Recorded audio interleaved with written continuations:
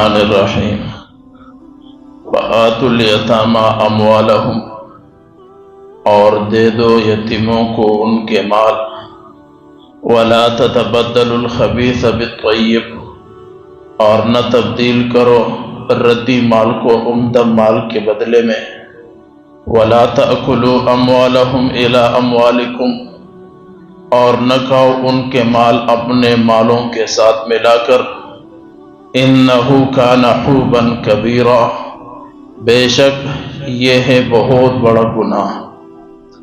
یہ سورۃ النساء کا آیت نمبر 2 ہے۔ اس آیت مبارکہ میں اللہ رب العزت نے یتیموں کے بارے میں، ان کے حقوق کے بارے میں ارشاد اور احکام صادر فرمائے ہیں۔ سب سے پہلے ہمیں یہ بات سمجھ لینا چاہیے کہ یتیم کون ہوتا ہے۔ حضور علیہ السلام نے روایت ہے کہ آپ صلی اللہ علیہ وسلم نے فرمایا، صحیح بخاری شریف کی روایت ہے کہ یتیم لا یتما بعد احتلام، ایک حدیث میں ہے لا یتما بعد بلوغ، کہ بالغ ہونے کے بعد، احتلام آ جانے کے بعد کوئی بندہ یتیم نہیں رہتا۔ تو اس کا خلاصہ یہی ہے کہ یتیم وہ ہوتا ہے جو بالغ نہیں ہوتا، جو بالغ ہوتا ہے وہ یتیم نہیں ہوتا۔ ہمارے لوگ سمجھتے ہیں کہ جو بندہ شادی نہ کر لے یا بڑا نہ ہو جائے کافی عمر تک وہ یتیم ہے، یہ غلط ہے۔ حدیث نے یہ فیصلہ کر دیا ہے، یتیم وہ ہوتا ہے جو نابالغ ہوتا ہے۔ یہ پہلی بات یہاں پر یاد رکھیے گا۔ دوسری بات یہ ہے، اس آیت کے نزول کا مقصد کیا تھا؟ مقصد یہ ہے، جب حضور علیہ السلام پر یہ آیاتیں نازل ہو رہی تھی، قرآن کی آیاتیں نازل ہو رہی تھی، اس وقت کا ماحول عجیب تھا۔ لوگ نئے نئے اسلام کے اندر داخل ہو رہے تھے، اور اس سے پہلے بڑے جاہلیت کے دور اور زمانے میں تھے۔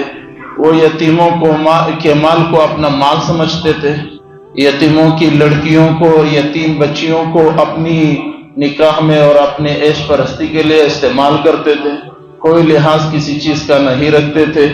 اس لیے اللہ رب العزت نے اس ماحول کے اندر، اس زمانے کے اندر اس آیت کو نازل فرمایا ہے، اور اللہ رب العزت نے فرمایا وَآتُوا الْيَتَامَى أَمْوَالَهُمْ، یتیموں کو ان کا مال دو۔ یتیموں کو ان کا مال کب دینا ہے؟ جب وہ مال سنبھالنے کے قابل ہو جائے۔ اس سے پہلے یتیم کا مال اس کے حوالے کر دینا بڑی خیانت ہے، قرآن کی آیت کی مخالفت ہے، نہ تو ہوگی۔ وَلَا تَتَبَدَّلُوا، یہ پہلا حکم ہے یتیم کے بارے میں۔ دوسرا حکم وَلَا تَتَبَدَّلُوا الْخَبِيثَ بِالطَّيِّبِ، اور ردی مال کو عمدہ مال کے بدلے تبدیل بھی نہ کرو۔ مثال اس کا یہ ہے کہ یتیم کا مال آپ کے حق میں خبیث مال ہے، آپ کا مال صاف اور پاکیزہ ہے، آپ کاروبار کر رہے ہیں، پیسے کما رہے ہیں، یہ آپ کا مال حلال اور صاف مال ہے۔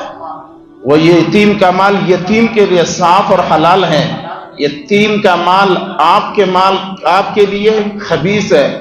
اللہ فرماتے وَلَا تَتَبَدَّلُوا الْخَبِيثَ، یتیم کے مال کو اپنے مال کے ساتھ مت ملاؤ، یہ تبدیلی نہ کرو، خبیث اور طیب، ردی اور عمدہ، اچائی اور برائی کے ساتھ نہ کیا کرو۔ یہ قرآن کا دوسرا حکم ہے یتیم کے بارے میں۔ تیسرا حکم ہے قرآن کا وَلَا تَأْكُلُوا أَمْوَالَهُمْ إِلَىٰ أَمْوَالِكُمْ، ان کے مال کو اپنے مال کے ساتھ ملا کر نہ کھاؤ۔ یتیم کا مال زیادہ ہے، آپ کا مال کم ہے، یتیم کے مال کو اپنے مال کے ساتھ ملا کر اس کو زیادہ کر کے اب استعمال کر رہا ہے۔ یہ بھی اچھی طریقے سے مسئلہ یاد رکھیے، یتیم کے مال اگر 1 لاکھ روپے ہیں اور آپ کا مال 50,000 روپے، 1.5 لاکھ روپے آپ نے کاروبار میں لگا دیے ہیں، ٹھیک ہے، یتیم کے خاطر لگا دیے ہیں، جب تقسیم کرو گے، حوالے کرو گے، یتیم کو 1 لاکھ کے حساب سے دو گے اور خود 50 حساب کے مطابق رکھو گے۔ کون کرتا ہے اس طرح؟ کوئی نہیں کرتا۔ ہمارے لوگ کہتے جی ہم یتیم کو کھلاتے پلاتے ہیں، ان کے لیے کپڑے جوتے خریدتے ہیں، یتیم کے مال سے خریدو۔ اگر زیادہ پریشانی ہے، تکلیف ہے، یہ یتیم کے مال سے خریدو، اپنے مال سے مت خریدو۔ نبی علیہ السلام نے فرمایا، ایک عورت آئی، کہا یا رسول اللہ صلی اللہ علیہ وسلم میرے شوہر تو فوت ہو گیا، یہ یتیم بچے میں سنبھال رہی ہوں۔ نبی علیہ السلام نے فرمایا، آپ نے یتیم بچے کو محفوظ کیا ہے، اس کی خدمت کر رہے ہو، آپ نے اپنے اور جہنم کے درمیان بڑا پل باندھ دیا ہے، اب آپ جہنم سے بہت دور ہو گئی۔ اسی طرح نبی علیہ السلام نے فرمایا کہ جو شخص یتیم کا کفالت کرتا ہے، نبی علیہ السلام نے فرمایا انا وکافل الیتیم کہاتین، نبی علیہ السلام نے فرمایا یتیم کا کفالت کرنے والا اور میں محمد صلی اللہ علیہ وسلم جنت میں ایسے ہوں گے، انگلیاں ایسی کی ہاتھیں ایسے ہوں گے، یعنی جنت میں میرا اتنا قریبی ہوگا وہ شخص جو یتیم کا کفالت کرتا ہے۔ ایک اور حدیث میں نبی علیہ السلام نے فرمایا جو بندہ نظر رحمت اور محبت کے ساتھ یتیم کو دیکھتا ہے، اللہ رب العزت اس شخص کو 70 مرتبہ نظر رحمت اور محبت سے دیکھتا ہے۔ آج کہتے ہیں جی ہم تو کپڑے کھانا پینا کروا رہے ہیں، آپ کپڑے پیسے وغیرہ اپنے جیب سے نہ کریں، یتیم کے مال سے کریں۔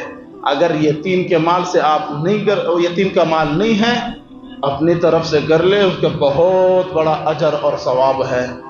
بہت سارے جگہوں میں علماء نے لکھا ہے یتیم کی کفالت یہ ایسا ہے جیسے جہاد فی سبیل اللہ کرنا، اتنا بڑا ثواب ہے اس کا۔ آگے اللہ رب العزت نے فرمایا انہ کان حوبا کبیرا، اور بے شک کہ اللہ رب العزت کی یہاں یہ بہت بڑا گناہ ہے۔ کیا؟ یتیم کا مال اپنے مال کے ساتھ کھانا، یتیم کا اچھا مال اپنے برے مال کے ساتھ یا برے کو اچھے کے ساتھ تبدیل کر دینا، اور یا پھر یتیموں کو ان کا مال نہیں دینا، یہ بہت بڑا گناہ ہے، گناہ کبیرہ ہے اور حق اور یتیم کا ہے، لہٰذا یہ مسلمانوں کے لیے حرام ہے۔ اب یہ آیت کریمہ ہمیں کتنا صاف پیغام دیتا ہے، کیا ہمارا معاشرہ اس آیت کے مطابق ہے کہ نہیں ہے؟